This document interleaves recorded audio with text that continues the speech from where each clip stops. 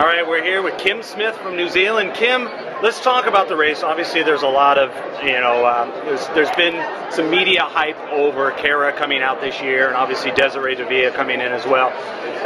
Talking to your agent, Ray Flynn, earlier, it seems like there's a great agreement that you're kind of in a great position to kind of fly under the radar and have a great race on Monday. I mean, talk about the pressure or the non-pressure of being in that position. Yeah, I think I'm in a good position. I feel a little more pressure this time around than the other marathons because I think I'm not quite so far under the radar this time after my half marathon. But yeah, I definitely think I don't have as much pressure as someone like Kara does. But yeah, I'm excited to get out there and race. So. Now, what was interesting is just as early as earlier this year, he actually ran a national record for the 5,000 meters, 14:59.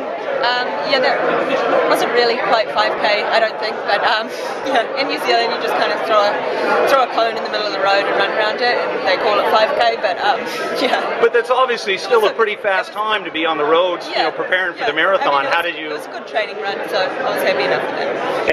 And now you ran 5th in New York and then 8th in London back in 2010. The latter one was a national record, 2:25.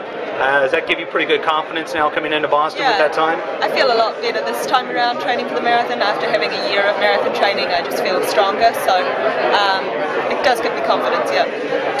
And then you were 3rd at the Rock and Roll in New Orleans, and then you had that amazing time. Was it 1:07 at Mardi Gras?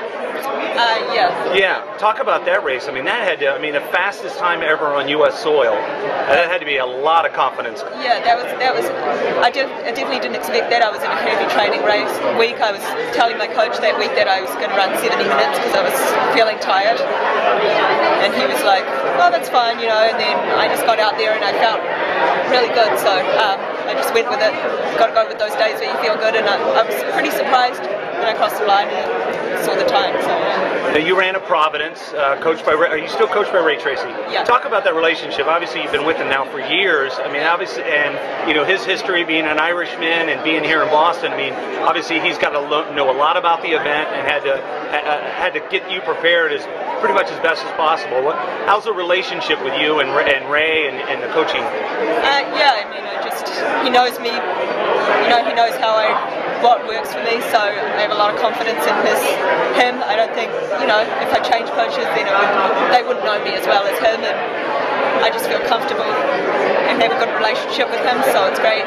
He's run Boston, his brothers run Boston, some people he's coached has run Boston, a lot of Providence College graduates have run Boston, so I think there's a good history there with that, and yeah, so he's had a lot of experience with it. To make sure that you stay under the radar, and I don't want you to give away any secrets, but what are you hoping to do on Monday as far as strategy, generally?